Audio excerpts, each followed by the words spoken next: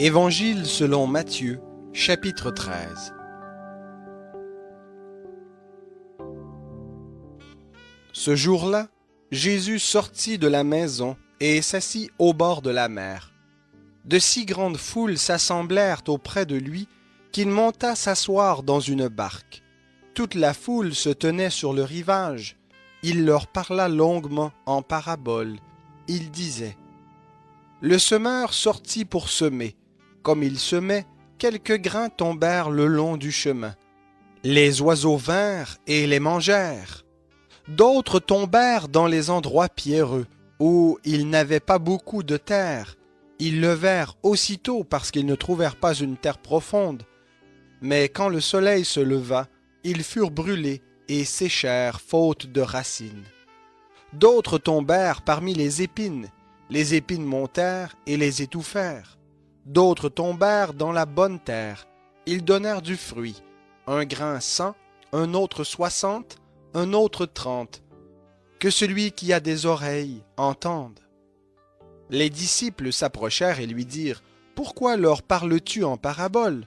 Jésus leur répondit : Parce qu'il vous a été donné de connaître les mystères du royaume des cieux, et qu'à eux cela n'a pas été donné. Car on donnera à celui qui a, et il sera dans l'abondance, mais à celui qui n'a pas, on ôtera même ce qu'il a. C'est pourquoi je leur parle en paraboles, parce qu'en voyant, ils ne voient pas, et qu'en entendant, ils n'entendent ni ne comprennent. Et pour eux s'accomplit cette prophétie d'Ésaïe. Vous entendrez bien, et vous ne comprendrez point. Vous regarderez bien, et vous ne verrez point. Car le cœur de ce peuple est devenu insensible. Ils se sont bouchés les oreilles, et ils ont fermé les yeux, de peur de voir de leurs yeux, d'entendre de leurs oreilles, de comprendre de leur cœur, et de se convertir, en sorte que je les guérisse. Mais heureux sont vos yeux, parce qu'ils voient, et vos oreilles, parce qu'elles entendent. En vérité, je vous le dis, beaucoup de prophètes et de justes ont désiré voir ce que vous regardez, et ne l'ont pas vu, entendre ce que vous entendez, et ne l'ont pas entendu. Vous donc, écoutez ce que signifie la parabole du semeur. Lorsqu'un homme écoute la parole du royaume et ne la comprend pas, le malin vient et enlève ce qui a été semé dans son cœur. C'est celui qui a reçu la semence le long du chemin. Celui qui a reçu la semence dans les endroits pierreux, c'est celui qui entend la parole et la reçoit aussitôt avec joie. Mais il n'a pas de racine en lui-même, il est l'homme d'un moment, et dès que survient une tribulation ou une persécution à cause de la parole, il y trouve une occasion de chute. Celui qui a reçu la semence parmi les épines, c'est celui qui entend la parole, mais en qui les soucis du monde et la séduction des richesses étouffent la parole et la rendent infructueuse.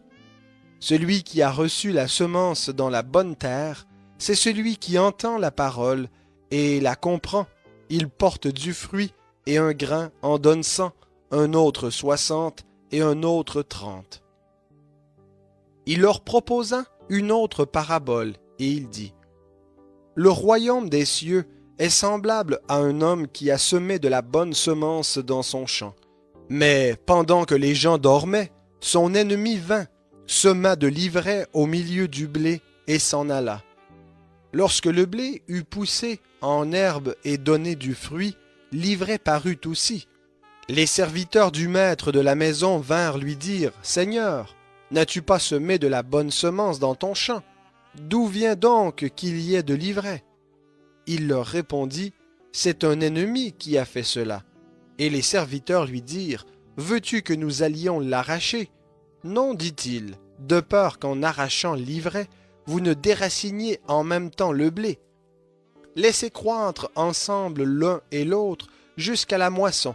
Et à l'époque de la moisson, je dirai au moissonneur : Arrachez d'abord l'ivraie et liez-la en gerbe pour la brûler, mais amassez le blé dans mon grenier.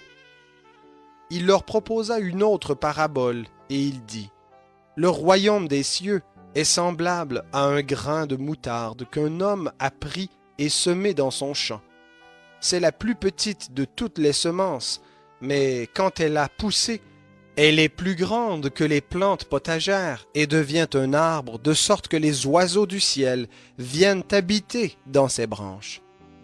Il leur dit cette autre parabole. Le royaume des cieux est semblable à du levain qu'une femme a pris et introduit dans 3 mesures de farine jusqu'à ce que la pâte soit toute levée. Jésus dit tout cela aux foules en parabole, et il ne leur parlait point sans parabole, afin que s'accomplisse ce qui avait été annoncé par le prophète. J'ouvrirai la bouche pour parler en parabole, je proclamerai des choses cachées depuis la création. Alors il laissa les foules et entra dans la maison. Ses disciples s'approchèrent et lui dirent, « Explique-nous la parabole de l'ivraie du champ. » Il leur répondit, « Celui qui sème la bonne semence, c'est le Fils de l'homme. Le champ, c'est le monde. La bonne semence, ce sont les fils du royaume. L'ivraie, ce sont les fils du malin. L'ennemi qui l'a semé, c'est le diable. La moisson, c'est la fin du monde. Les moissonneurs, ce sont les anges. Or, comme on arrache l'ivraie pour la jeter au feu, il en sera de même à la fin du monde.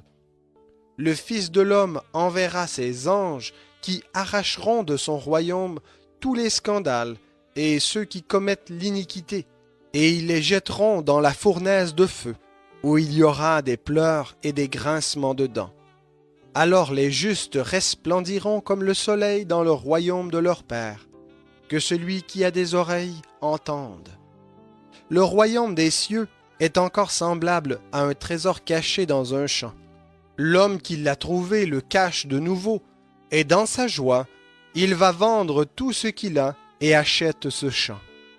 Le royaume des cieux est encore semblable à un marchand qui cherche de belles perles. Ayant trouvé une perle de grand prix, il est allé vendre tout ce qu'il avait et l'a achetée. Le royaume des cieux est encore semblable à un filet jeté dans la mer et qui ramasse des poissons de toute espèce. Quand il est rempli, on le tire sur le rivage, puis on s'assied. On recueille dans des vases ce qui est bon et l'on jette ce qui est mauvais. Il en sera de même à la fin du monde. Les anges s'en iront séparer les méchants du milieu des justes, et ils les jetteront dans la fournaise de feu où il y aura des pleurs et des grincements de dents. Avez-vous compris tout cela? Oui, répondirent-ils. Et il leur dit, c'est pourquoi tout scribe instruit de ce qui regarde le royaume des cieux est semblable à un maître de maison qui tire de son trésor des choses nouvelles et des choses anciennes. Lorsque Jésus eut achevé ses paraboles, il partit de là. Il se rendit dans sa patrie et se mit à enseigner dans leur synagogue, de telle sorte qu'ils étaient étonnés et disaient « D'où lui viennent cette sagesse et ces miracles? N'est-ce pas le fils du charpentier? Sa mère ne s'appelle-t-elle pas Marie? Et ses frères Jacques, Joseph, Simon et Jude? Et ses sœurs ne sont-elles pas toutes parmi nous? D'où lui vient donc tout cela? » Et il était pour eux une occasion de chute. Mais Jésus leur dit, « Un prophète n'est méprisé que dans sa patrie et dans sa maison. » Et il ne fit pas là beaucoup de miracles à cause de leur incrédulité.